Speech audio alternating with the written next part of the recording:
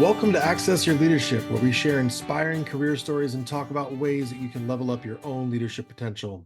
I'm your host and coach, Hakim, and today's topic is believing. Considering the holiday season and all the Christmas movies we've been watching in our house, this felt not only relevant, but actually really important in the context of leading ourselves and others. As you may recall from past episodes, I have twin 6-year-old boys, and this year there's been a lot of talk about Santa and what we believe in our home. Spoiler alert for any kids who might be listening in, there is most definitely a Santa. But the boys, being a bit older and more aware, have noticed in movies and have been hearing in school that some choose not to believe, which we of course respect, but I personally also think can be a bit sad. And I'm sure that there are already people listening who are starting to judge and form opinions about this perspective. They may argue it's important to be honest or grounded in reality or need to be realistic. But what does that really mean or look like? And how does that serve us in the end? I'm not here arguing that one way or the other is right. I'm just offering up one perspective, my perspective, and how I incorporate that into my own life. So, in keeping with the Christmas Santa theme for a second, when I start thinking about what believing means to me and why I choose to meet the world from that place, I think back to the part in Santa Claus 1, the one with Tim Allen. I love that movie, and the whole first part of the movie, they're talking about believing or not believing, and Charlie, his son, believes. But his mom and very logical, rational psychologist stepdad, Neil, with the great sweaters, they stop believing and we're projecting that then onto Charlie. And Charlie's dad, Scott Calvin, or SC, claims he believes, but when later on he's actually faced with being Santa, he kind of can't believe it for himself. And once he's in the North Pole, Scott Calvin, or SC, tells Judy the elf, who makes the most perfect hot cocoa, apparently, I see it, but I don't believe it. To which Judy replies, you're missing the point. Seeing isn't believing, believing is seeing. So listen to that again. Seeing isn't believing, believing is seeing. Now, besides being so concerned about why I know the Santa Claus movie so well, I told you we've been watching a lot of holiday movies at home. Can you see where believing is seeing shows up all throughout our lives and even throughout history? And obviously, religion is an obvious place, regardless of how religious you may or may not be. And there are many, many other examples of where believing is seeing shows up.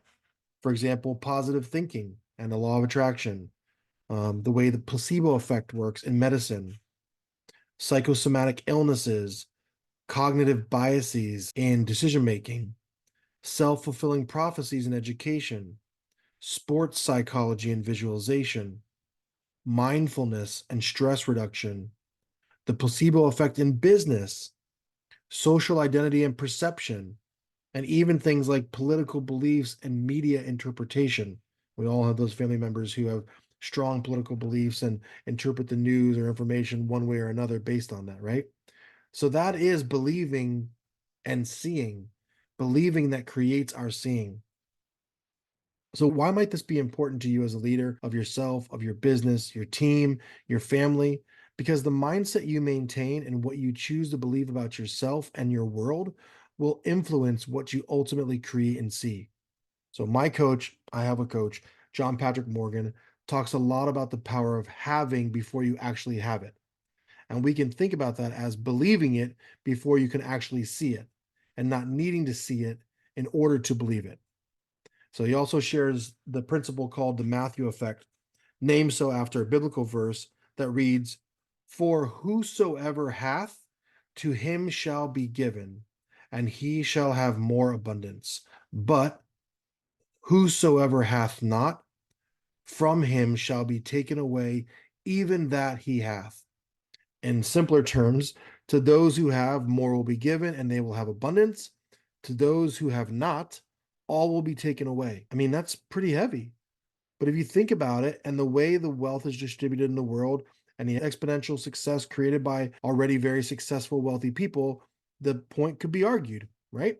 But my point for sharing this is that if those who have get more, does having actually mean that you have to have it physically in your hand to claim it's been had? Or is believing that you have it enough to see it, or in this case, have it? Which is true? And this is where self-fulfilling prophecies are talked about, but so often in a negative context. You hear someone say, I don't think I'll ever do well on a test, and then boom, guess what? They don't do well. You say, I didn't do well in that interview, and I don't think I'll get the job, and then you don't.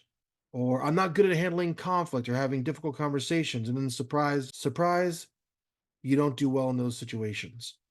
But what if you chose to look at those situations from a believing is seeing perspective? What if you chose to look at yourself as a leader and believe that you are a strong communicator, a strong presenter, an inspiring and influential speaker? And then, with enough belief, I guarantee you would start seeing it. And I bet others would start seeing it and experiencing it too, and sharing it with you, which then just reinforces what it is that you believe. So it all starts with this believing, right? This belief in oneself. And this has come up as a common theme throughout a number of the episodes that I've done with other guests, this belief in oneself. And I have a lot of guests who have come to the US or have had to learn English as a second language and acclimate themselves to challenging and new situations and just have this belief that they could do it. And that belief was often enough. So while this might seem simple enough, just believe and then you see it. It's a little bit more involved than just an A/B process. My coach talks about this be, have, do, or maybe it's do, be, have, do. But as I was thinking about it, I see it more as a have, be, do, have. And I'll explain. Thinking about the Matthew effect and the Santa Claus movie line of believing is seeing, then believing we have something, right? And then the context of leadership, that could be a leadership skill. We could have a leadership skill. We could have the capacity to be good speakers or good problem solvers, right? So if we believe we have that skill, then we start seeing ourselves as having it. And then in essence, we have it. But something has to happen in between. And it has to happen in between believe that we have it and actually having it. And I think what's in between believing that we have it and actually having it is being and doing. So once we believe in our heads and in our hearts that we have something, then we need to focus on who we would need to be to actually create that as a reality, to actually have that. And once we're being that, we can start naturally doing things. Now is the doing. We can naturally start doing things and taking steps in our days, in our lives, in our approach to leadership that reinforces our belief of having and has us then actually having that as a skill, as a talent, as a capacity to do something, whatever that having is. The idea is that there's no value to us going around constantly focusing on what we are not or what we don't have. And this does a little bit of the value of the Clifton, or I think it's now Gallup strengths coaching approach. Instead, what if we chose to focus on what we are and to take it a step further, what we believe we are or what we can be in such a way that ultimately makes it true? Talk about a growth mindset, right? This is the ultimate growth mindset.